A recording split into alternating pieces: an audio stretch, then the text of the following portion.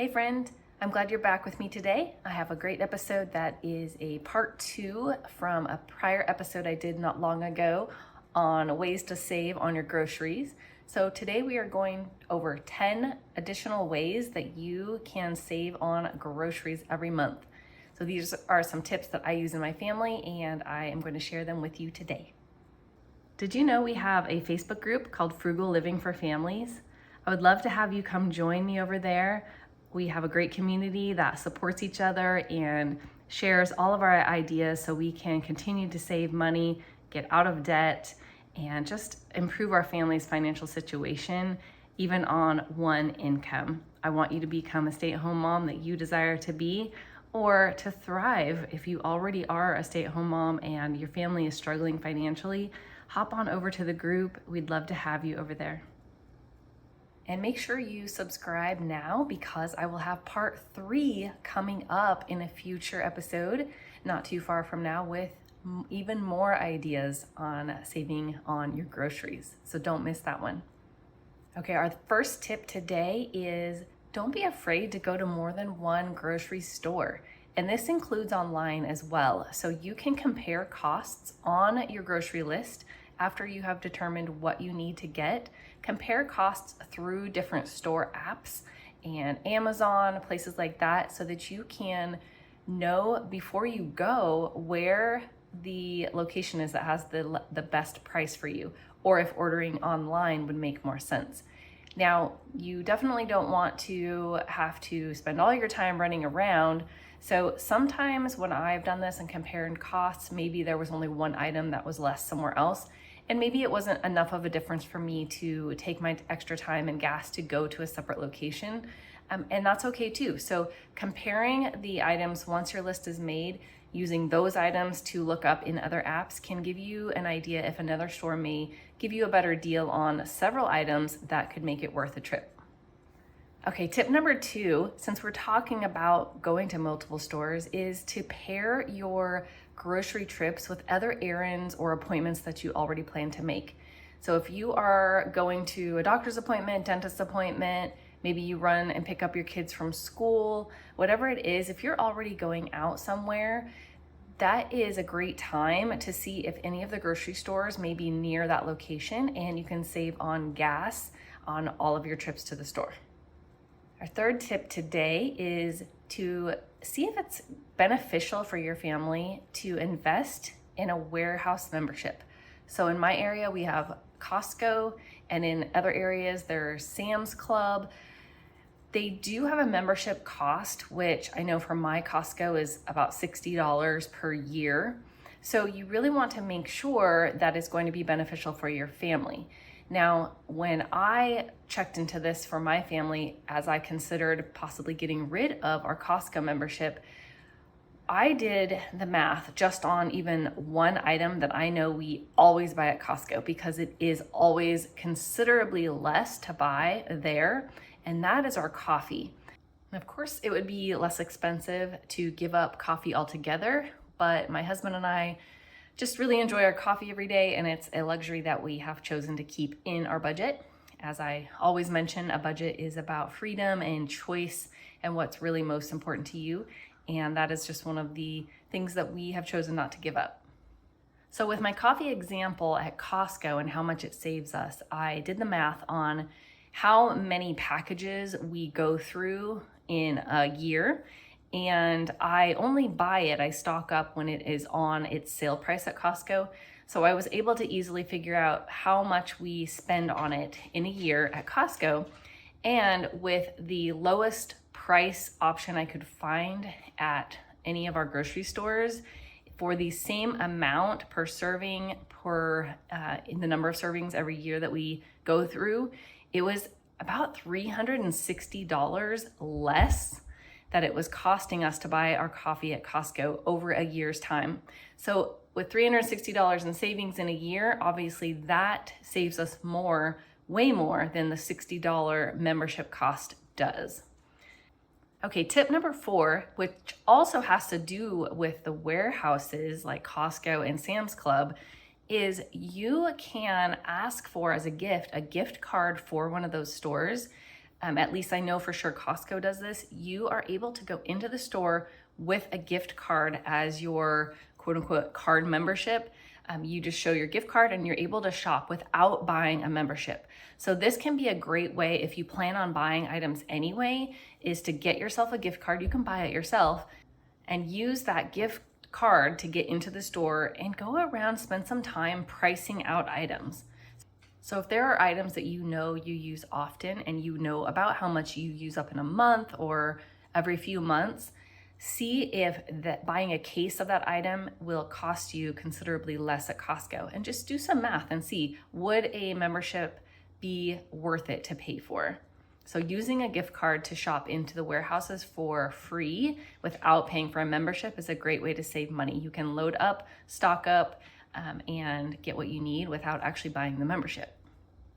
Okay, tip number 5, if you do ever go out to any fast food restaurants, or you have family that does, I know my mom does on occasion, so this is something that she does for me as well, is save any of your extras. So if you have paper napkins that you were given, or plastic silverware, even extra straws, I've needed those time or two, things like all of the packets of ketchup, think of hot sauce, soy sauce, the little ranch dips. I know my daughter loves those at McDonald's.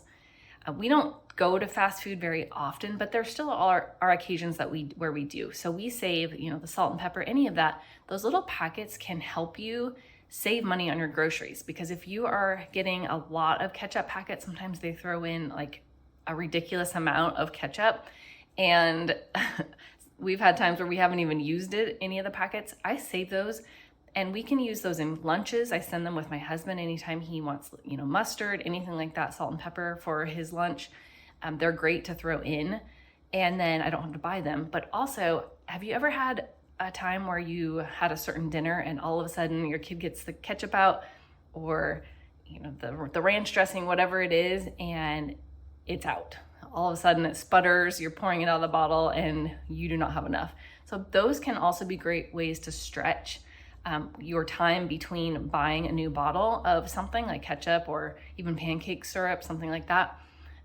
And it just helps in a pinch as well. And we use like the paper napkins from fast food places.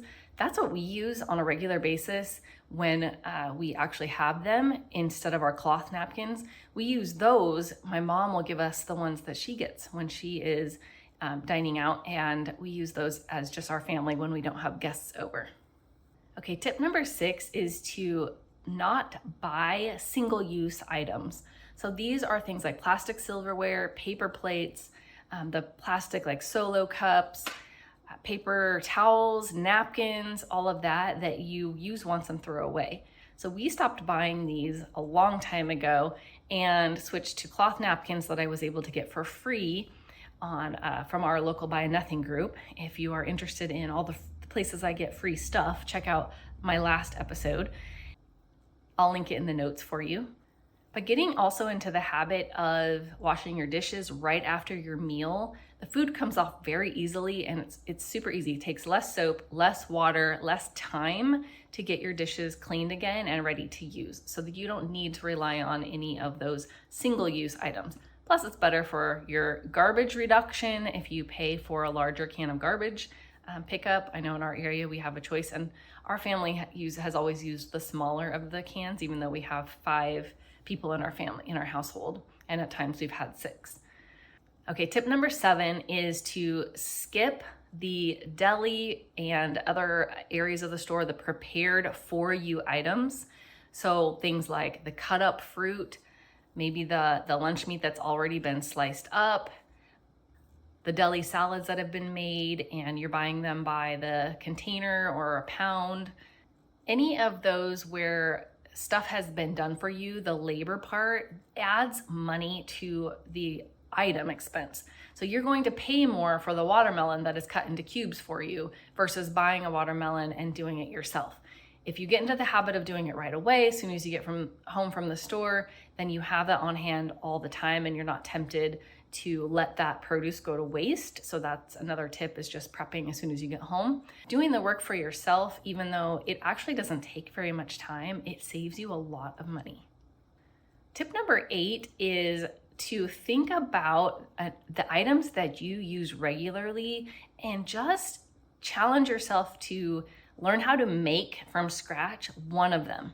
Just start with one. Some great examples are tortillas, bread, snack foods like crackers, pretzels, granola, either like a snack mix or granola for a cereal, guacamole, salsa, any kind of a dip, baked beans, like those flavored baked beans that you can buy in a can. Spice mixes is another great one. You can save money mixing up your own taco seasonings, salad dressings, jelly, that's another one. So just think about the items that you use a lot in your family, that you buy at the store quite a lot, and see if there's just one that you can search up some easy recipes and actually use that in your search. Simple, fast recipe for tortillas or for bread or for taco seasoning or French onion soup seasoning, anything like that.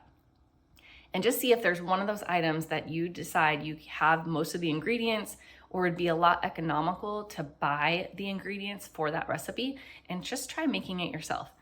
Just challenge yourself to learn one and to do it often enough so that you get in that habit. You know the recipe, it becomes ingrained in your mind, and it just becomes a habit for you to make that from scratch. You get to choose the ingredients that you put in. There aren't all these preservatives that go into the item. And it over time, even if you invest a little bit up front for some of those ingredients will last for several batches of making that item. So therefore your cost per item or per serving goes way down. And I have found by just choosing one, I get way less overwhelmed, and by repeating it, I learn it just that much faster until it's something that I can easily do myself, and then take on the next one. Tip number 9 is to buy in bulk. So in the bulk section of your grocery store, go check it out and see what is all available to you. There are a lot of items that are less expensive to buy per serving that way. And you get to choose the quantity that you purchase. So you don't have to buy a certain container size that they're selling. You can choose just a small amount if that's all you need, but it's often less expensive. So some of the popular items in bulk that you can buy are grains like oats, rice, flour, nuts and seeds, candy you can buy in bulk even. And you can even buy spices at certain stores. So you can just buy what you need if you are trying out a new recipe or you don't use a certain spice enough to buy a whole jar of it. You can just get a tablespoon of that spice in a little to-go baggie from there, and you're spending way less. Okay, my last tip for you today to save money on groceries: less to buy if you snack less. So this can be a hard one, I know, sometimes with kids too, but if you are used to snacking, the snacks tend to cost a lot more money per serving, and they don't always fill us up nutritionally either. So choosing carefully what snacks you buy, but also trying to have less snacks throughout your day. Drinking water can really help with this. So every time you feel like you need a snack, if you just challenge yourself to drink a whole glass of water and just let that sit and fill your belly for a little bit, and you may not be tempted to have a snack anymore for a while. So it prolongs the snack and then how often you're needing them. Good snack items to choose that are more filling are things with protein or fiber. So sweet potatoes, vegetables in like a dip, yogurt, it has a lot of protein, maybe veggies with like a bean dip.